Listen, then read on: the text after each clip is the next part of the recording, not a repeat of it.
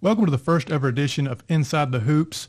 In this podcast, we're going to be talking about Tennessee Tech men's and women's basketball. I'm your host, Tyler Payne. And I'm Adam Hitchcock. And for this first episode, Adam, I felt like we could talk about some of the player breakdowns, player by player. For the men's team so far this season, who has been a standout to you? Just give me a player or two. We have to start with Jalen Johnson. I agree. He just balled out against Eastern Illinois. He had 12 points, led the team, 4 rebounds, tied for first, and 6 assists, tied for first as well. Yeah. Other notable players, Juwan Nichols, who replaced Rodney Johnson Jr., who also had an amazing performance this week. Yeah, I agree. I mean, a guy like Jalen Johnson, and we'll kind of touch on this later, Tech has a lot of transfer portal guys, but they've also got a lot of guys coming back from last year. It's a good mix of transfer portal players and your leaders. Jalen Johnson's been a nice surprise in the transfer portal this far. He's one of your best scorers on offense and is just a good dictator at the point guard position and has really fit into that role really well. You talked about Juwan Nichols, a guy who I'm really high on. He's gotten his opportunity here recently because of Rodney Johnson Jr.'s injury.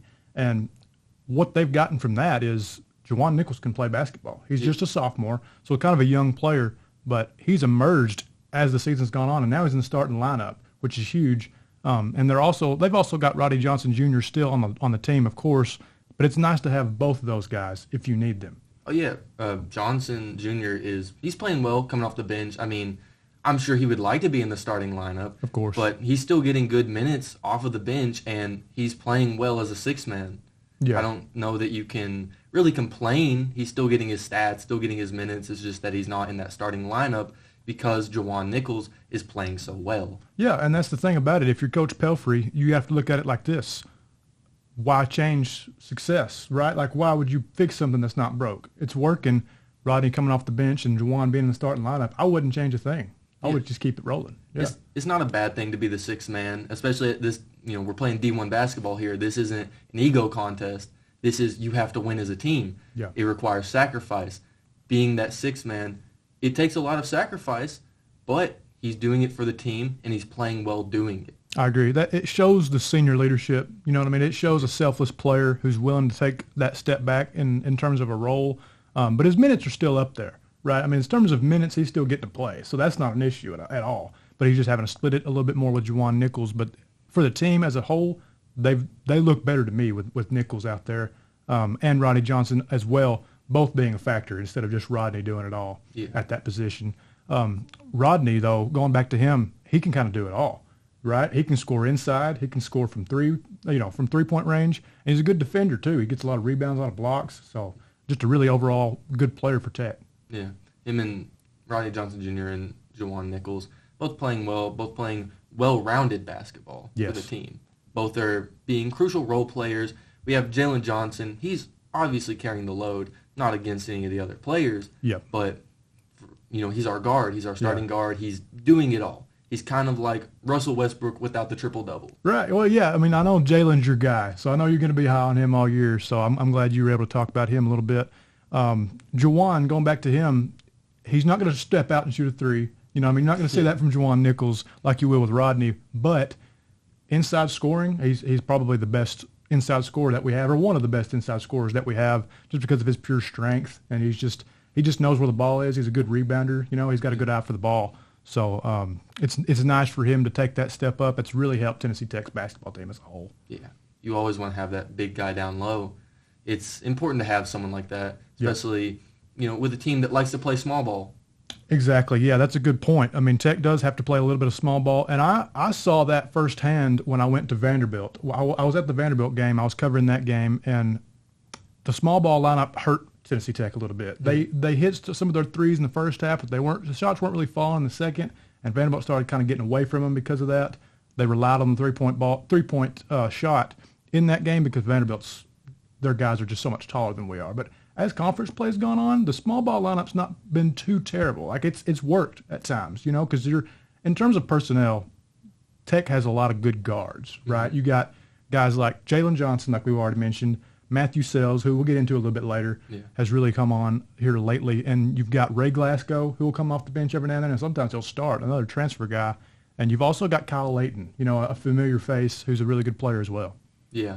This small ball lineup, it's not the best. I don't think it's anything against the idea Yeah. I think it's just that we could play better as a team. We're sitting just above middle of the pack, I think at 5th right now. That sounds right, yeah. It's not horrible place to be, and it's certainly nothing to scoff at. It's just that with this lineup, the team has to be efficient. Yeah. We were efficient against Eastern Illinois. We shot about 44%, I think, from 3. Yeah. That's great. That is good. That's great. It's just on those nights that we don't shoot 44 for 3. Oh, yeah. That's the part that eats you alive at night. It's the part that you just have to live with, though, when a small ball lineup. And it was a close game against Eastern Illinois, 59-54 final score. You'll take any win in the conference you can get. But it was a little bit of a low-scoring game. Turnovers was a big part of that, right? They had 16 turnovers based off of 11 steals here. That's going to hurt your team any way, shape, or form. Any way you slice it, you can't turn the ball over, right? And I'm sure Coach Pelfrey wasn't happy about that. But like I said, though, you got to win. You can't really complain too much. Yeah, that turnover problem was big for the Golden Eagles. Yeah. They had 16 turnovers. 11 of them came from steals. Yeah. That's something that Eastern Illinois did really well, was steal the ball. The only problem for Eastern Illinois was they struggled in areas like shooting percentage and personal fouls, which got them into a lot of trouble late in the game. Yeah, of course, as it will in any basketball game. It just goes down to the fundamentals and being fundamentally sound. I want to touch on Matthew Sells a little bit because I like the story. At the beginning of the year, he wasn't a non-factor by any means, but his role has increased as the season's gone on. Mm-hmm. He's a transfer guy as well. It feels like he's been here for years, right? Just because of his leadership and the way he runs the offense, and he's a guy that Coach Pelfrey can trust. He's found himself into the starting lineup a couple times here recently, and he's one of our better scorers as it is right now. So I just like that story overall. A guy from Livingston, local kid. So it's just it's good for those local kids to have success stories like that. Yeah, scoring well despite the low minutes that he's played. Mm-hmm. He didn't play a lot at the beginning of the season, and that's why it looks like on paper he's not averaging a lot of points. Right. And he's not making a big impact for the team. But when you really look at it and you go game by game, you're like, wow, this kid, he can play. Of course. Yeah. When you watch Tennessee Tech, you got to watch 12 because if he gets behind the arc and he gets open, he's going to shoot it, right? And you got to really watch out for that. So just a lot of good so far this year for Tennessee Tech men's basketball. There's areas they could definitely improve on. Like you said, there's not a lot you can do about the size of the overall team, so they have to play a lot of small ball. But if they can just be efficient offensively and get stops on defense, I think they can make a little bit of a run to end this month of February, which is huge because of all the conference games they have, of course. Yeah. I mean, with the small ball lineup, you have to play with what you have. That's what Tech is doing right now. Yeah. It's not the most ideal situation. It's not a situation that you want to find yourself in.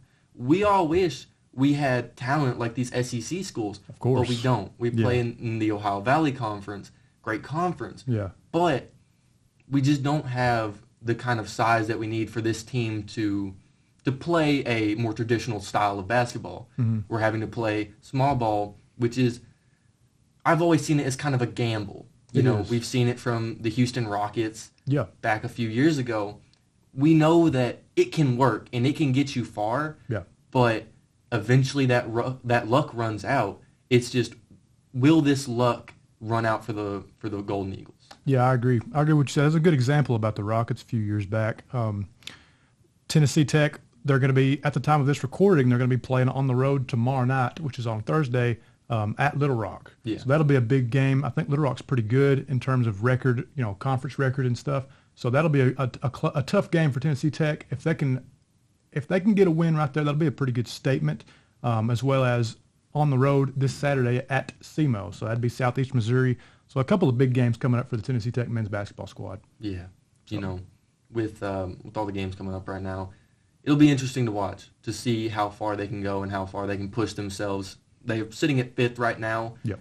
They have the opportunity to jump up in this conference. It's just, can they and will they? Right. It's just like any other level of basketball. When are you going to get hot? Yeah. If you get hot, February, March, whenever you need to get hot, Tech needs to get hot right now, honestly, to make noise in the OVC tournament. But it's a matter of when you get hot, and with the small ball lineup, you've seen teams get hot. If everybody can collectively have a good scoring night and play good defense, rebound, all the fundamental stuff that you hear Coach Pelfrey talk about all the time, if they can execute that, this can be a really good team. Yeah, it's just about getting hot from behind the arc, which is something that this team did against Eastern Illinois. They did.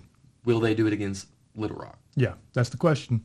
So now we're going to kind of shift things into the women's side of basketball. And this team is really fun to watch. They've won 9 in a row. I mean, they're really fun to watch. And what I've noticed is, and you can kind of touch on this a little bit too if you want to, it can be anybody's night. On any given night, anybody can go off for 20. Yeah. Oh, yeah. And with only running about 7 players, 6 getting really good minutes. Exactly. It allows these girls to get in a flow and get in a rhythm. Sure, they're gassed by the end of the game, but I'm sure that they're working on conditioning. It's not like they're coming into these games unprepared. They know that they're going to be playing 30-plus minutes a night. They know that they're going to have a lot of workload on them, but they're ready for it, and that's why they're sitting at first in the conference right now, tied for first in the conference. Yeah, that's correct. They're tied with Lindenwood. They're just a machine. Like I said, they've won 9 in a row, and to me, they're a very tight-knit group, like you mentioned, because there's mainly 5, sometimes 6 that get a lot of minutes. They're tight-knit. They're really well coached, too, is what I've noticed. So a lot of credit goes to Kim Rosamond in her 9th season, I believe. And, man, like I said, they're well coached. They're just a tight-knit group. And somebody who's really came on here recently, I'll let you talk a little bit about her, has been Anna Walker. Anna Walker missed 10 blocks in a game. 10 blocks in a game? Insane. That's a lot of blocks. She's only 6 foot, which when you talk about women's hoops, you have to understand a little bit shorter. That's pretty tall in terms of women's hoops, but like you said, 10 blocks. I can't even fathom that. Like just getting denied 10 times. That's demoralizing. Amazing. It is demoralizing. It's like, why do we even pass it down on the post if it's just going to get swatted away? Yeah. But yeah, like you said, but recently she had 21 points, if I'm not mistaken, in that game against Eastern Illinois. She had 21 points to go along with 7 rebounds, 4 more blocks. So she consistently is denying the basketball at the rim. You know what I mean? It's not just like that wasn't just a one-hit wonder kind of thing, just once in a while. No, she's always doing that. She's being that consistent defensive presence all year long. And she's shooting well from 3. We can't overlook that. Shot 50% against Eastern Illinois. Yeah. How does someone that gets 10 blocks in a game and is such a defensive presence, getting us boards and stuff like that, how do they shoot so well from 3 as well? That's dangerous. Yeah. That's really dangerous because she basically, in this lineup in particular, she plays a lot of the 5. She's basically the 5 in this lineup. She's the center, and she's knocking them down from 3-point range. How do you defend that? Because you're worried about her inside scoring. You're worried about her, just defensive presence. So she has really come along here recently. If she can continue that and continue to give Tech that amount of production, man, I'll be honest. I think we can be talking about an NCAA tournament bid. Oh yeah, I do. Again, I think, like in 2022. Exactly. I think we could be going right back to the NCAA tournament. I think this team's that good, and that's where they belong. Frankly, they're playing well enough and they're playing efficient enough to be in the talks for March Madness. Yeah. It's just that with such a small lineup, we're only playing, I think, 7 people against Eastern Illinois. One of those people only got 2 minutes. Yeah. That's going to catch up to you, especially when you have to play more physical, more well-conditioned teams that just have more, resources. They are going to come at you, and they know that you're going to be gassed. Yeah. And I just don't think that I just don't know if the women can keep at this pace, but they're used to it. That's the thing. They do it consistently. So that's the part that we'll have to look at and see is, will they be able to do it? Will they be able to win a game in March Madness? That's the only knock on that team that I can find is the depth. Yeah. Is the depth. It's just not really there. You have Terrace Thornton who comes off the bench, and she provides some really good minutes, and she's a really good player. But outside of that, outside of your 6th man, you don't have a lot of bench depth. And I'm okay with that in a way because you're letting your best players play a lot of minutes. That's what you want. You want your best personnel on the court as much as you can. But like you said, though, that will eventually come back to haunt them in terms of just stamina, fatigue. What if somebody gets injured? We hope not. But, that's just the sport of basketball. So if somebody gets injured, then where do you go from there? But like I said, man, it can be anybody's night, right? I mean, look at Reagan Grimes, okay? She didn't produce as much on the offensive side of the ball this past game as much as normal. Quiet performance from her. Pretty quiet for Grimes, but overall the year she's had is really impressive, right? I mean, she's scored the ball really well the entire year. You've got Keely Carter, who was also really good recently. Efficient. Very efficient. That's the key word I can take away from last game is efficient. 16 points, 4 of 7 from field goal. She shot 7 of 8 from free throw. That's good. That's a stat that goes unnoticed. Yeah. That's important. Free throw shooting? Absolutely. Maybe I'm old, but... You are old. Free throw shooting? Yeah, no, free throws are huge, especially to close out the game. You know what I mean? That's that way with any basketball game. But yeah, Keely Carter, great scorer. You got Peyton Carter, she can go off on any given night as well. Yeah. I feel like related to those two. Oh, I don't think they are. I don't know that. I don't think they're related, but that's ironic that two starters are both named Carter. Unfortunately, we didn't do our research for this first episode, but I think we're going to dive into the family tree of both of those two players. There might be more than just them. I hope so. For Tech's, sake, Chloe Larry, another player that can really go off any given night. She's a great shooter. She's freshman, too. Yeah. That's really cool. Now, she had a iffy performance shooting 33% against Eastern Illinois, but she got her 14 points, and it's clear that the team is ready to let her shoot. Yeah. That's the takeaway I take from 5 of 15. It's not that she was just jacking up shots. It's that they're willing to let her shoot, and they're going to allow her to miss.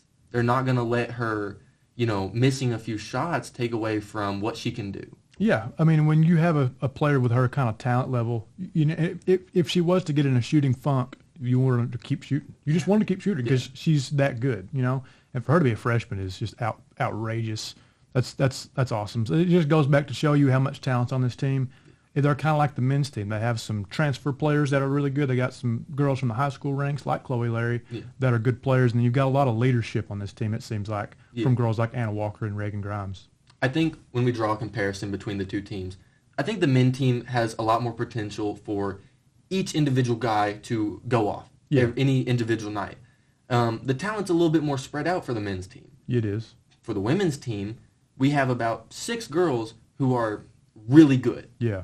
It's hard to say whether that those 6 players can get you far. Yeah. That's the only problem that you really have when you are only playing 6 players for, a majority of the minutes. Will they be able to continue at the pace that they're playing throughout the game, or is it just a first quarter thing? We saw against Eastern Illinois. Eastern Illinois came out strong. They led the Golden Eagles. I mean, they're third in the conference, I believe. Mm-hmm. That's correct. They came out strong, but it was a tight game pretty much the whole way through up until the end. But the Golden Eagles, they played well. It's not that they played better. Yeah. It's that I think they had more opportunities from 3 and from free throw. They shot more threes.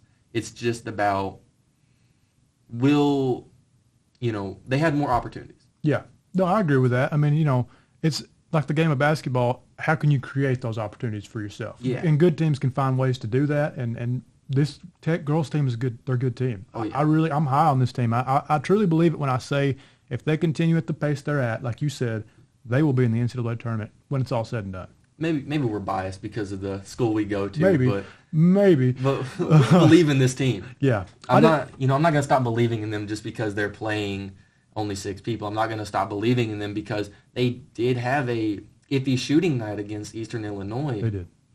I'm not going to stop believing in them. Yeah. That's the key part. I know that these 6 or 7 girls can go a long way. It's just how far will their talent take them? It's interesting because, like you said, the shooting was a little bit off, in the last game. But the good teams, like I keep saying, they will get up. They'll come over that. They will overcome that. Is what I'm trying to say. It's not a problem for them. Exactly. They can miss more shots because they know they can create more opportunities. Yeah, and they play pretty good defense too. That's something that goes unnoticed with this team. I feel like their defense is nice. That's what I mean when I say they're well coached. I think Kim Rosamond's done a great job with the players that she has. A lot of talent. She has a lot of talent. But I think she's done a great job of managing that talent and getting them to play the way she wants them to play and the way they should be playing, which is what they're doing right now. She just doesn't pass out the keys to the Ferrari to many players. Yeah. We just keep it small. Yeah, and now she's got 5 different drivers of the Ferrari, so that's good to see. Like you said, I'm not going to doubt this team until they lose a game. Yeah. They've won 9 in a row. I'm not going to pick against them until they just have a bad night. You proved me wrong. Yeah. Because I'm glad to watch them keep winning games. Yeah. I mean, it brings joy to my heart. Yeah. But You just have to ask questions sometimes. It's not a bad thing to criticize a team. Yeah. I don't want to be critical of them. It's just that you're on a 9-game win streak now. Can you keep going, or are you going to break down? Yeah, I understand that. And like I said, I don't see them slowing down, but they could. The depth is going to be an issue, like we mentioned. But like the men's team, they play tomorrow night on the road at Little Rock, and then they'll travel to SEMO after that on Saturday. So those are going to be 2 important games. It'll be interesting to see how both of these teams can close out the month of February and can head into March, because that's those are the important months of basketball. Yeah. You know what I'm saying? So it'll be interesting to see how they can close these out. Any final thoughts? Not many, other than, we talk about the performance that they had against Eastern Illinois. We talk about which players are showing up for them. It's just about consistency. It is. And the only problem is, will they play consistently enough for long enough to do well? Yeah. Thank you so much for watching the first ever edition of Inside the Hoop. This was episode 1. Join us next week as we recap the games from this past Saturday and Thursday. Thank you so much for watching again. Like this video and subscribe to The Oracle. I'll see you next time.